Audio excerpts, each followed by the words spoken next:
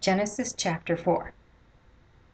I think this chapter is going to leave us with more questions than answers. This is a doozy of a chapter.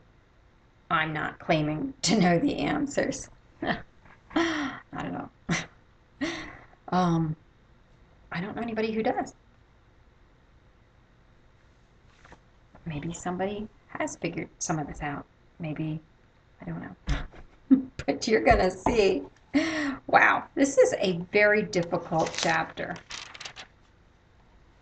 Chapter 4, verse 1. Adam lay with his wife Eve, and she became pregnant and gave birth to Cain. She said, "With the help of the Lord I have brought forth a man." Later she gave birth to his brother Abel. It did not say Cain was her firstborn. It didn't say Cain wasn't her firstborn. She may have had multitudes of children by now, but they're only talking about these two because the story that's coming up, that they're leading us into, has to do with these two. Now Abel kept flocks. That was his job. And Cain worked the soil. In the course of time, Cain brought some of the fruits of the soil as an offering to the Lord. Boy, that sounds like a good idea. But Abel brought fat portions from some of the firstborn of his flock. The Lord looked with favor on Abel and his offering, but on Cain and his offering he did not look with favor. The Lord did not like Cain's offering, which was some of the fruits of the soil. He liked Abel's offering, which was fat portions from some of the firstborn of his flock. What's the difference? Well, maybe it was the fact that the fruit that Cain grew and brought to the Lord, it doesn't say it was the first batch. Maybe that was it. I don't know. He doesn't tell us, and I'm not going to say I absolutely know. Hopefully nobody says they absolutely know things that aren't told us. So the Lord looked with favor on Abel and his offering, but on Cain and his offering he did not look with favor. So it wasn't just the offering that God did not appreciate. The Lord looked with favor on Abel and his offering, but on Cain and his offering he did not look with favor. So Cain was very angry and his face was downcast. So not only was God not appreciative or happy with Cain's offering for whatever reason, and with Cain, he somehow let Cain know that. And so Cain was angry. Then the Lord said to Cain, "Why are you angry? Why is your face downcast? If you do what is right, will you not be accepted? But if you do not do what is right, sin is crouching at your door. It desires to have you, but you must master it." This is too big for me to continue. We've got to talk about this. If you do what is right, will you not be accepted? So the Lord was not accepting Cain. We already know that. He did not look at Cain with favor. And he's not accepting Cain the way he is, because Cain's not doing right. What's he doing wrong? I don't know. We weren't told. But Cain's supposed to know good and evil now. He came from his parents who ate of the fruit of the tree of knowledge of good and evil. So maybe inside Cain knew that God really wanted maybe the first fruits that came, and Cain ate them because they looked so good, and he didn't learn from his parents' mistakes of just eating fruit because it looks good and not thinking about it. Maybe he knew in his heart what he was doing was wrong. I believe that. God's not going to just expect us to imagine things, to just know everything without him telling us. So Cain probably knew in his heart what God wanted for the offering, and he didn't give to God what God wanted. So he didn't do what was right. But God continues and said, if you do not do what is right, sin is crouching at your door. Okay, so now sin is waiting for its opportunity. Now that you're not doing what you feel you should do, what you feel you're supposed to do, now sin is waiting for its opportunity. It desires to have you. God's speaking to Cain. But sin desires to have you. And it desires to have me. And God tells us immediately what to do about that. But you must master it. See, sin often, maybe always, masters us. Addictions,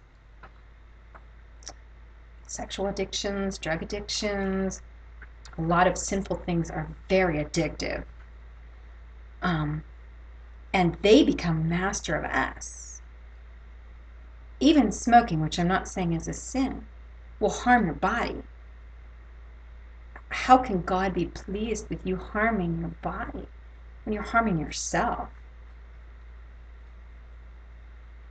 So when you do something that you know is not pleasing to the Lord, sin is waiting for its opportunity. Maybe smoking a cigarette isn't a sin, but a sin is now waiting for its opportunity. Oh, well, now you're smoking that. Well, why don't you go ahead and smoke crack too? Is smoking crack a sin? I don't know. It doesn't say it in the Bible, so I'm not going to say it is. But I'm just trying to make an example that we can understand. So we can't let sin master us. We must master it. When it tries to control us, we must control it instead. Verse 8. Now Cain said to his brother Abel, let's go out to the field. And while they were in the field, Cain attacked his brother Abel and killed him. Then the Lord said to Cain, where is your brother Abel? Now remember, the Lord had talked to his father, to Cain's father, Adam, and said, where are you? When he was walking through the garden. So he's talking to Cain. Where is your brother Abel? I don't know, he replied. Am I my brother's keeper? Or should we say, am I his babysitter? The Lord said, what have you done? Listen. Now, it's the real word listen. It's like stop, here, listen. Your brother's blood cries out to me from the ground. God could hear it. And he said to Cain, stop. And you can hear it too. Listen. Okay, now here's his punishment. Verse 11. Now you are under a curse and driven from the ground, which opened its mouth to receive your brother's blood from your hand. When you work the ground, it will no longer yield its crops for you. You will be a restless wanderer on the earth. Adam had, his punishment was to have the land cursed, so that now they would have to be farmers in order to get food. But now Cain's curse is even worse. Even if he tries to be a farmer, he will not be successful. He will not be able to grow enough food to live off of. So he'll have to wander the earth and scavenge. So he's a nomad. A nomad. Verse 13. Cain said to the Lord, my punishment is more than I can bear. Today you are driving me from the land, and I will be hidden from your presence. I will be a restless wanderer on the earth, and whoever finds me will kill me. I don't know why he threw that part in there. God never said that. And who's he talking about? Who the heck's going to find him? And why would they kill him just because he's wandering around? I can't answer it. Just think about it. Verse 15. But the Lord said to him, not so. If anyone kills Cain, he will suffer vengeance 7 times over. Then the Lord put a mark on Cain so that no one who found him would kill him. Wow, my imagination goes wild. What was this mark? Was it a mark like a tattoo? Was it something that said property of God so that people would be scared to death and not kill him? Was it some kind of a mark that literally protected him so that he couldn't be murdered? Very strange things are happening in this time that we don't understand. So Cain went out from the Lord's presence and lived in the land of Nod, east of Eden. So the Lord still was with Adam and Eve and their family outside of the Garden of Eden, which was still being blocked by angels and which still had a sword in front of the tree of life. God was still with them, even though they were out of the garden. Now Cain is being sent away from that land and away from the presence of God. And he goes and lives in a land called Nod, east of Eden. Now here is the most peculiar verse, I think, in the whole Bible. Verse 17. Cain lay with his wife, and she became pregnant and gave birth to Enoch. And here's the question of the, I don't even want to say millennium, of ever since the Bible came into existence. Where did Cain's wife come from? Well, that's where I go back and think that Adam and Eve may have had many more children before Cain and Abel. Remember? And why would they name multitudes of people when they said Cain and Abel and, and his brother this and sister that and blah, blah, blah, blah, blah. It would be such a huge chapter and unnecessary information. When you write stories, you don't throw in unnecessary information unless it makes it more interesting, and that certainly wouldn't make it more interesting. It would make it more boring. So Cain lay with his wife, and she became pregnant and gave birth to Enoch. Cain was then building a city, and he named it after his son Enoch. A city. So there was more than just his wife there. There was people. There were many people.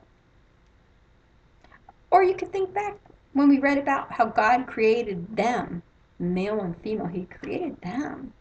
He created plural. Was it plural as in two?